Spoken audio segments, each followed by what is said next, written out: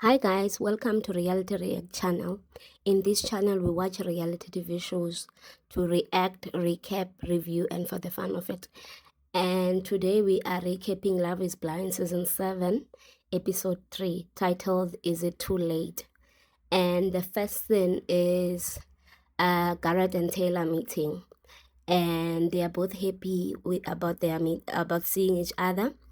And I think for a moment it didn't matter to Garrett that Taylor is Asian, or it looked like it doesn't matter, or yeah. So it's just like he's just happy to see her. They're embracing each other, they're kissing, and then he proposes again, and she says yes.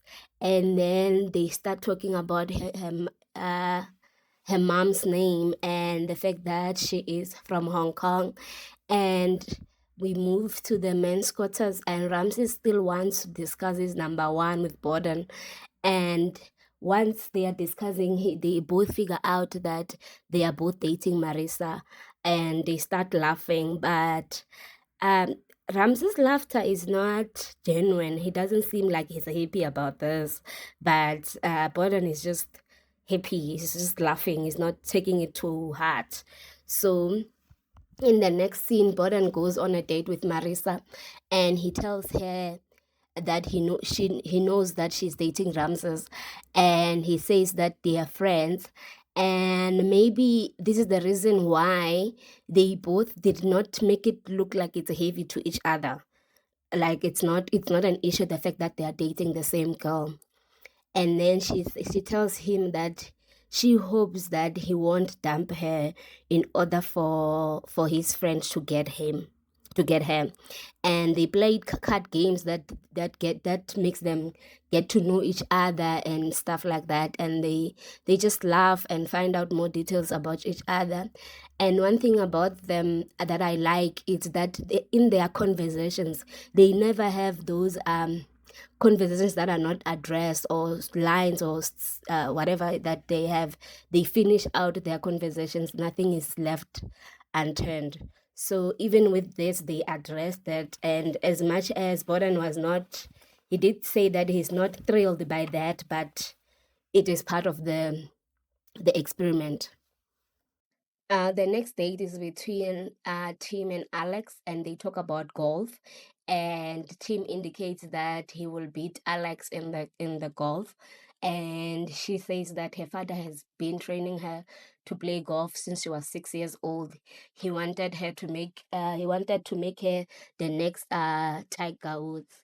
And they get to know each other, and their conversation is lighter compared to the ones that they've had on these pod dates, and they seem to be laughing. And the team, that was what Tim wanted, in terms of like having checking if they can have a lighter conversation, if they can have fun together. So this is part of his whatever what he want to achieve. And we move to Ashley A and Tyler. They are having their pod date, and it's Tyler's birthday, and she got him balloons and cheesecake, and he got her flowers. I think their relationship is progressing nicely, similar to Taylor and Garrett's relationship, in terms of the gifting, the exchanging of blankets and stuff like that. It's just they are having a genuine connection, and it's lovely to watch them fall in love with each other. And she wrote him a letter, and she did say initially that she writes letters because it's easier to write things down and read them out to him, because maybe words might fail her and stuff like that if she has to remember everything without reading. So, and she, in the letter, it's just an appreciation of his love, and the fact that he assured her that there's love out there, there's love for her, and they are both emotional in this letter. And after the letter reading, he proposes. And Tyler, when she says yes, he just falls onto the ground. He's so excited, he's thrilled. And she's busy there smiling and all of that. And it was just nice to see. And when they get back to both the ladies quarters and the men's quarters, they congratulated and everyone is happy for them. And on the ladies' quarters still, Hannah is talking about how she lost 40 pounds last year and how it is a sensitive topic for her to discuss it with the guys she's dating. And I think she should have discussed it with Nick because he's the one that she tried to have the insecurity conversation with. And well done to her for losing 40 pounds. It was a lot of work. And also, well, I think it is a lot of work to lose weight. Not that it was a lot of work for her. I don't know for her, but congratulations to her. And now her insecurities sort of make sense because she kept saying that when she was talking to Nick D, she kept indicating that, what if I gain weight? What if I do this? And I'm like, where is it coming from? So clearly it was coming from the fact that she had gained weight and now she has lost it, and maybe there's fear of regaining it back. And in the men's quarters, Leo want to discuss his dating choices with David. And David is one of the guys that dated Hannah as well. We find out here. And Nick D, I think Nick D can hear. Like he is trying to act like he's not listening, or they make him seem like he's not listening, but the way he's looking around and all of that, you can see, I sense that he can hear them, and he knows that Leo is the one dating Hannah. I that's my assumption about him because he's walking very weirdly, and even when he's sitting, like you can sense tension between him and Leo. So yeah, and David tells Leo that Hannah cut him off because of his height. He's an inch shorter than Hannah. And he asked Leo if that's the type of girl he will want to have as his wife. And Leo still doesn't answer. They don't show us the part that he answers. And Brittany is crying, and the men's in the ladies' quarters, she's crying because she feels disempowered because she can't seduce Leo with her eyes.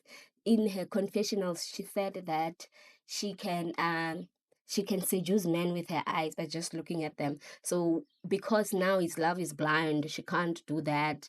And and then when she's crying, one of the ladies said that she has the prettiest cry. She's the prettiest crier. I don't know, man. I don't know if that's actually a compliment or whatever is going on there, but yeah, it was just weird for them to put it. And also she goes into details in terms of why she's crying, and she says that being in the love triangle has made her realize that this sharing of a man is much deeper than it being just a trauma, and that is why she's crying so much. And then she goes on a date with Leo, and he's still undecided, and he still wants more time to make the decision to choose between Brittany and Hannah. And she says she could leave. She tells him she could leave as it is not his decision entirely. And and I agree with her. Like, if she feels like he is not the one for her because of the fact that he's busy saying he doesn't know who to pick, he can't determine which connection is stronger. And also, we found something from these conversations that was not revealed before, that Brittany is actually an author, and that she also told Gareth she can't spell. So I'm wondering who wrote her book if she can't spell. You can't write a book while you do not know how to spell. Or maybe she was just playing dumb with him, or she just felt like his voice is not the one for her, and then she just decided to lie to him and say she can't spell, or someone wrote her book. I don't know. And she complains about how all their dates to him, to Leo, that she complains that all their dates about making the decision, and not a fun date, or getting to know him or her, to check if they are compatible. And with that complaint, he responds and says that, and he promises that he needs to talk to Hannah for the one last time, and he would have made the decision by the end of that day in the evening. And she asked that she would rather have him sleep on the decision, and then in the evening they will have a fun date instead of these dates that are about who does he want, and the connection is stronger on the other side, the connection is stronger here. So she just wants to have a fun evening with her boyfriend, and they promise each other a fun evening. And so in his diary session, he starts comparing his feelings for Brittany and Hannah. And he said that Brittany likes him for who he is and how open and honest they are with each other. But I think he likes Brittany because he knows that she doesn't have any other connection except him. And then he says that but he can see himself with Hannah. So my thing is with Leo all the time is that I don't know why he wants to hold on to Hannah. He doesn't say much about her in all of these conversations that he speak about their connection. I don't know what is going on in that guy's head, but anyway, and he goes on a date with Hannah, and he tells her about his financial blessing, and because of that he would like to get a prenup when they get married. And Hannah says she gets it, it makes sense. He wants to protect his his um his wealth, and also she doesn't know much about prenups. And I'm like, as much as someone who has never signed a prenup, I don't know much about it, but I know what it is. For her to say that she doesn't know anything about prenups, like, it's weird, nje. It's just not a statement I would say a smart person would say. But anyways, and he asked if there's anything she can't talk about, like if she has an insecurity, because even with this prenup conversation, she entertained him. I think Hannah is easy to talk to type of person. And she mentions her weight insecurities and how she gained weight during the lockdown, and also about her childhood, how her mom locked some of her snacks for her so that she doesn't get to eat all of them, or whatever the case might have been, and how that traumatic that is. And they start talking about if he was to and then she says that even if he was to gain extra 100 pounds, she will still marry him. And she asked him if she was to be a worm, would he still marry her? And if, like, I think Leo did not like this conversation, or he felt, because he said that in his daily life he tries to maintain a healthy weight.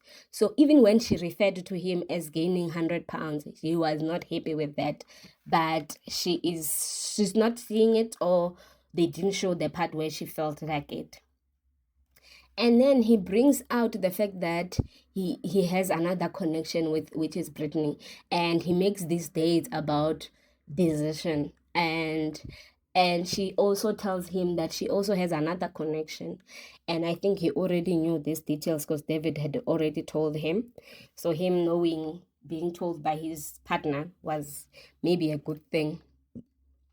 And Nick D and Hannah goes on a pod date, and Hannah on this date was trying to check if Nick D was financially stable to support them. She was asking him about the details of his work, and he was explaining that being a real estate agent takes time for one to make a lot of money.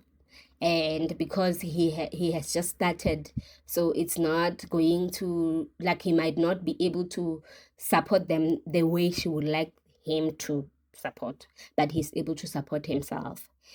And I think I get where she's coming from, because she has just quit her job to go on Love is Blind. And she had a connection with a rich art dealer. So she's maybe comparing in terms of who will she go with between Nick D and Leo. And then she brings about her weight insecurities, and how his comment about what type of bikini that she had brought and stuff like that triggered that, and that's part of the reason why she was insecure about him as a person, and the fact that he was a sportsman and now he's not like she assumes that he's in good shape, and because of that it was making her feel insecure and make her feel like the way she was feeling. And he assures her, so one thing about him, he'll assure Hannah and tell her that he loves her, she's beautiful in his eyes. And I'm like, which eyes? Because these eyes have not seen this lady, but it's very love is blind type of thing for people to tell each other that they are beautiful in their eyes when they have not seen them. But anyway, and we move to the men's quarters, and Stephen is talking about if he marries the woman that he has a connection with, now he's going to be a dad, because initially he didn't want to have kids. So, and then he goes into a date with his woman, and he goes into a date with his woman Monica, and they exchange the I love yous, and that's it. So their relationship is properly established now. And Tyler is meeting Ashley A. And Ashley is nervous and questioning if love is really blind. Like, she's worried that if he comes out not looking good or whatever the case might have been, but she is, yeah, nervous about the whole situation. Tyler sounded so sure of his love for Ashley, and he wasn't nervous at all. And the way he looked at her when they saw each other, that's how someone who loves their partner should always look at their partner. And I hope these two remain together forever if they decide to get married at the altar. And I hope them well. I wish them well. And he proposes again, and she says yes. And they exchange compliments. They start kissing each other, and they just showering each other with compliments, checking each other's checking his tattoos, and also, yeah, the freckles on her hand and stuff like that. Just admiring each other. And the next scene is Nick D and Hannah, and she's assuring him about his personality, and he shares that he is in love with her, and she also shares that she loves him, she's in love with him, and he says that it is his first time to be romantically in love. And he jokes about his look, but in the opposite, his looks on the opposite side. But then it's just a joke because they are both laughing and they are happy that they love each other. And Leo and Brittany goes on a date.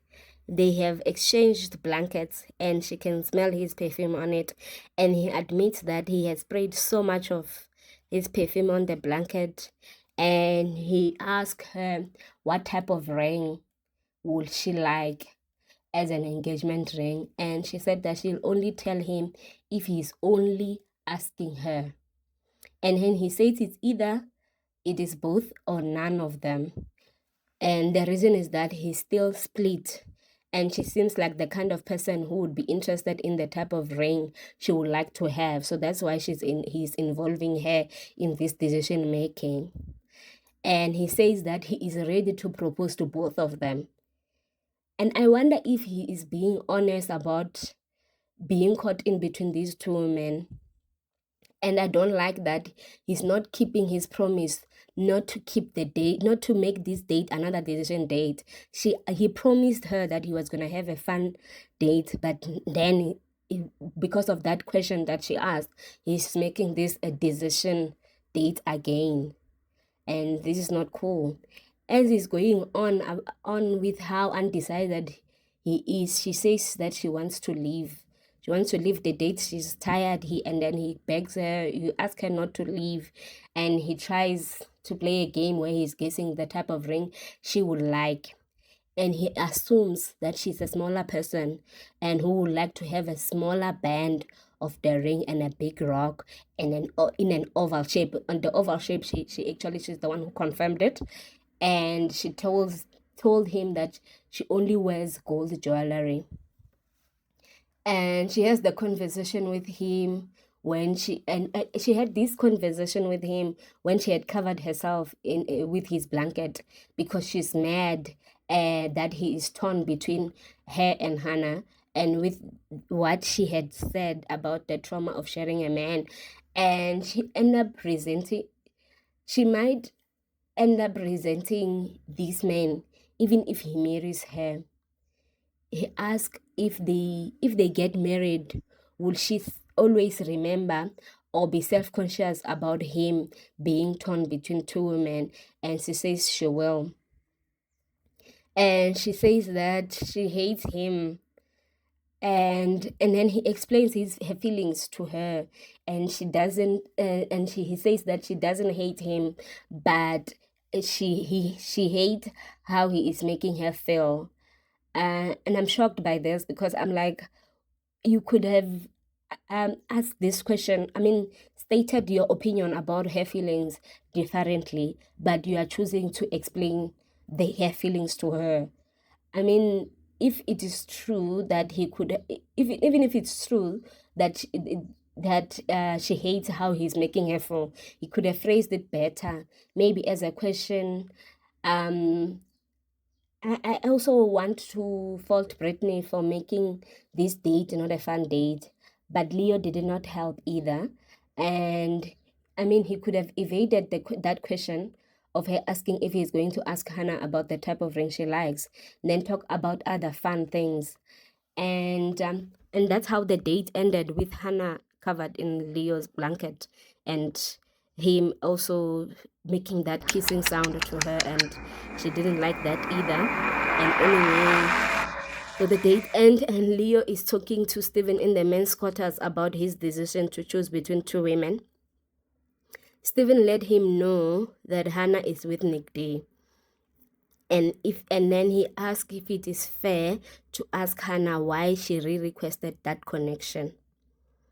And in the women's quarters, Hannah talks about her other date and how she is dreading it, and she's going to break up with Leo. And you could see that Brittany is super excited. She was the first one who went to hug Hannah and say, well done, congratulations. Everyone is happy that Hannah has her man now as Nick D, but Brittany is happy for herself as well. And this news put her out of her misery, and she's so happy. But considering what she said to Leo, I wonder if she'll ever get over the fact that another woman had to leave her man in order for him to make the decision to date her alone. So Nick D talks about his date with Hannah and to the guys also, and then he tells them that they have shared the I love yous, they are so in love with each other. And Leo is also talking to the other guys and Garrett is also involved in this decision making that Leo has to make. And Leo is explaining his relationships with Hannah, and Leo, it sounds like Leo does not like Hannah, because why does he say he want her? Who's forcing him to want her? Like, I don't understand this man. It's like, I'm wondering if it is because she's younger than him and sounds like she's smarter to people, and people don't assume she's blonde like his other connection. And the guys hype him up as he goes on to this date with Hannah, and I don't understand why, because he just told them he's forcing himself to want her. I don't get it, but then it's just maybe men, they are like that. I didn't get that hype going on. And then as he's going on this date, I'm thinking to myself, like, I hope that Hannah does not lead this conversation. I hope she gets there and she keeps quiet. They say their greetings and she keeps quiet and she hears what he has to say. But knowing her, she'll probably take the lead. And yeah. And on the date, they talk about how long their day has been. And then she goes into the details and tells him that she loves Nick D, and because he has another connection with Brittany, and that is stronger. So the decision wasn't light for her to make, but it had to be made because she felt like they were not connecting as much, or their connection was not explorable because of the fact that he is in love with another person, or he has a connection with another person. And also, why did he ask her if she made the decision with Nick to end the relationship with him? Because was her decision, and but then she said yes. It's very confusing when, because then he asked her, did you make this decision alone? Why is that? Why would she need Nick to make the decision for her? In this case, Nick is a man that she's in love with, but it's not, they didn't even discuss this connection with him. I don't get this man's statement, but anyway. And also, he asked if she felt like he wasn't committed to her, and he wasn't committed to her. And when she says yes, and he says that's how he felt as well. And he tries to act like he wants to fight for her. And they only have like 14 days to make up their minds and decide who to propose to. And this fighting for her, how would it work? How would you go about this? I am trying to understand how he's thinking about all of these questions that he's asking her, and if it is true that he's really torn. And for me, it is not love that he has for Hannah. It's some sort of thing that I do not know even how to say it is what it is.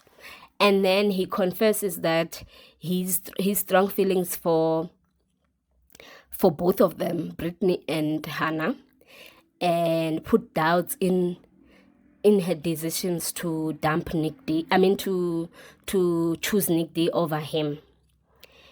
I think he was playing mind games and just saying things to just make her reconsider him as a partner. He asked her, what would you say if I was to propose to you right now? And say that he wants her to be his effing wife, and ask if is it too late for her to reconsider. And I am just like, this man is making, she's making her feel like she should reconsider her thoughts. And I don't understand what is the main reason. All the time when he talks about Hannah, it's not love. It's not even that feeling in your stomach when you see someone like you are crushing on, that butterfly feelings. It's not there, but he's then acting like it's very, they have some strong connection that they have. And I still wonder, if she had let him lead the conversation, how would it have turned out with this guy? Would he have told her that he doesn't know who is he going to choose? He's going to choose tomorrow, the following day, and stuff like that. And he wouldn't have told her, because at the end he told her that she's amazing and he want to marry her and stuff like that. And I don't think he would have told her if she didn't tell him that she had chosen someone else. He's very manipulative for me. That's what I'm thinking. And you can see Hannah is stressed and worried about this thing. She's just like, I think she is even doubting herself again. And this is not good. I don't know why he's doing this. But anyway, that is the end of the episode. And thank you guys for watching this recap. Please like, comment, and subscribe to the Reality React channel. See you guys in the next one.